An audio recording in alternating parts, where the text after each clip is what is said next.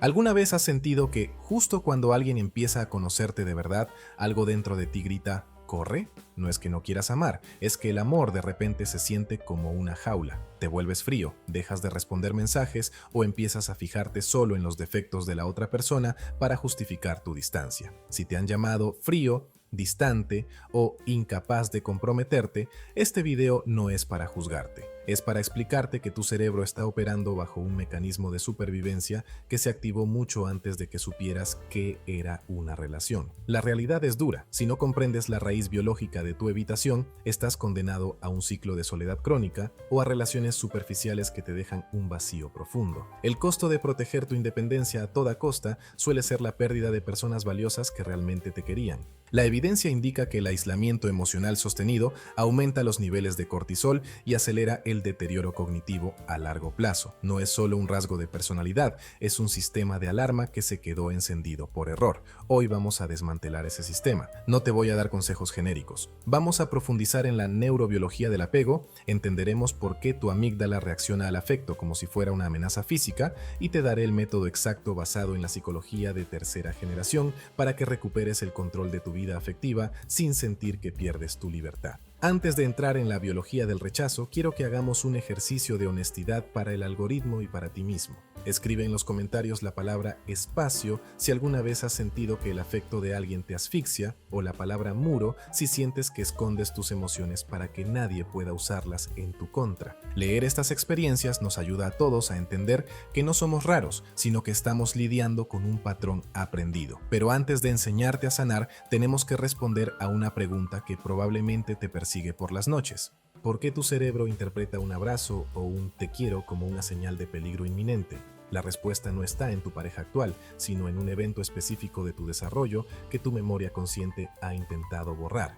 Para entender el apego evitativo, debemos mirar hacia atrás, específicamente al desarrollo del sistema límbico. La evidencia neurocientífica indica que el apego no es un concepto romántico, sino un imperativo biológico de proximidad. En un desarrollo saludable, cuando un bebé llora, el cuidador responde. Esto calibra el eje HPA, encargado de gestionar el estrés. Sin embargo, en el perfil evitativo suele haber una historia de rechazo emocional sistemático o autosuficiencia forzada. Cuando un niño busca consuelo y recibe frialdad, hostilidad o, peor aún, una carga emocional del adulto que él no puede gestionar, su cerebro entra en un conflicto insoluble. La persona que debe protegerme es la misma que me ignora o me asfixia. Para sobrevivir a esa angustia, el cerebro activa un mecanismo de desactivación del sistema de apego. Básicamente se corta el cable de la necesidad emocional para no sentir el dolor del rechazo. Imagina que hoy, a tus 30 o 40 años, estás en una cita maravillosa. Hay risas, hay conexión,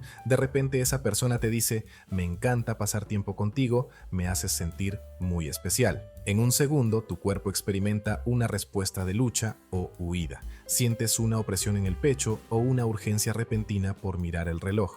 Tu mente empieza a susurrar, es demasiado intenso, seguro que me va a pedir algo que no puedo dar, o el clásico, en realidad no me gusta tanto. No es falta de química, es tu amígdala detectando una invasión de tu espacio seguro. Consideremos el caso de Marcos, un ingeniero de éxito que acudió a consulta porque todas sus parejas eran demasiado demandantes. Al profundizar descubrimos que Marcos creció con una madre que dependía emocionalmente de él para su propia felicidad. Para Marcos, la cercanía de una mujer significaba responsabilidad y pérdida de sí mismo. En su etapa adulta, cada vez que una pareja intentaba profundizar en el vínculo, Marcos se sumergía en el trabajo o empezaba discusiones por nimiedades. Su cerebro había asociado intimidad con esclavitud. El muro de Marcos no era maldad, era su armadura contra la desaparición de su propia identidad. Lo más trágico del perfil evitativo es que, a diferencia de lo que la gente cree, sí desean la conexión. Las pruebas de conductancia de la piel muestran que, cuando un evitativo se distancia, sus niveles de ansiedad son tan altos como los de una persona con apego ansioso. La diferencia es que el evitativo ha aprendido a reprimir la expresión externa de esa angustia. Es una olla a presión con la válvula sellada. Ahora sabemos que tu cerebro aprendió a protegerse apagando tus emociones. Pero, ¿qué pasa si te dijera que esa independencia de la que tanto te enorgulleces es en realidad una falsa autonomía? En la siguiente sección vamos a descubrir cómo este mecanismo de defensa te está boicoteando en áreas que ni siquiera imaginas. En el mundo de la psicología clínica, a menudo describimos el apego evitativo no como una falta de necesidad de los demás, sino como una hiperautonomía compulsiva. La evidencia indica que el evitativo confunde la independencia, que es la capacidad sana de valerse por sí mismo, con la autosuficiencia rígida, que es la creencia de que pedir ayuda es una debilidad mortal. Esta distinción es vital. Mientras que una persona con apego seguro sabe que puede contar con los demás sin perderse a sí misma, el evitativo siente que cualquier grado de dependencia es el primer paso hacia la aniquilación de su identidad.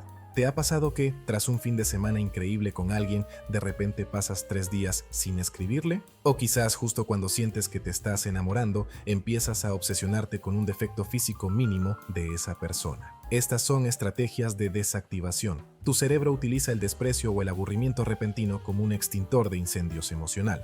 Si logras convencerte de que la otra persona no es para tanto o que te agobia, recuperas la sensación de control. Prefieres estar solo y tener el control que estar acompañado y sentirte vulnerable. Imagina a una profesional brillante, llamémosla Elena. Elena es impecable en su trabajo, pero en cuanto su jefe le ofrece un ascenso que implica trabajar estrechamente en un equipo de confianza, ella empieza a procrastinar o busca fallos en la empresa para renunciar. Para el evitativo, el éxito que requiere exposición emocional o confianza mutua se siente como una trampa. Prefieren brillar solos que ser parte de un engranaje donde otros dependan de ellos. Es el miedo visceral a la responsabilidad emocional. Muchos evitativos creen que son fuertes porque no necesitan a nadie, pero la realidad clínica es que esa fortaleza es una evitación experiencial. Estás evitando el dolor del posible rechazo siendo tú quien rechaza primero. Es una victoria pírrica, ganas la batalla de la seguridad, pero pierdes la guerra de la conexión humana. La ciencia nos dice que somos mamíferos sociales. Negar la necesidad de vinculación es como intentar negar la necesidad de oxígeno. Puedes aguantar la respiración un tiempo, pero tu sistema nervioso terminará colapsando en forma de ansiedad, depresión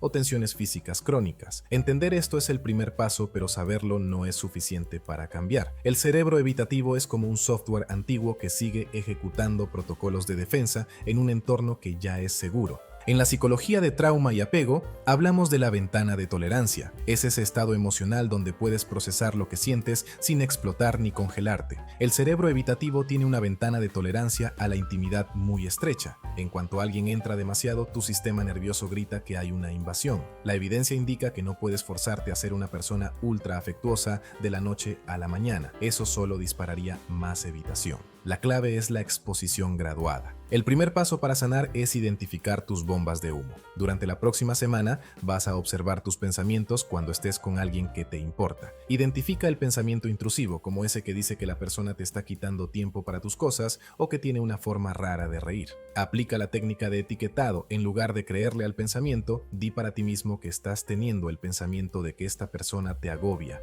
Al etiquetarlo, separas tu identidad del mecanismo de defensa. No eres tú quien no quiere estar ahí, es tu sistema de seguridad intentando cerrar la puerta. Considera la respuesta al mensaje. Imagina que recibes un mensaje de alguien con quien saliste ayer diciendo que lo pasó genial. Tu reacción instintiva es dejar el teléfono a un lado por horas para recuperar tu espacio. Prueba la regla de los 5 minutos de vulnerabilidad. No tienes que planear una boda, solo responde algo breve en menos de 10 minutos. Al hacerlo, entrenas a tu amígdala para entender que responder a un gesto de afecto no significa que hayas perdido tu libertad. Estás manteniendo el hilo de conexión sin asfixiarte. Aprende también a pedir espacio antes de que necesites huir. Podrías probar decir que te gusta estar con esa persona, pero que a veces tu cerebro necesita un rato de soledad para recargar energía, aclarando que no es por ella, sino tu forma de procesar.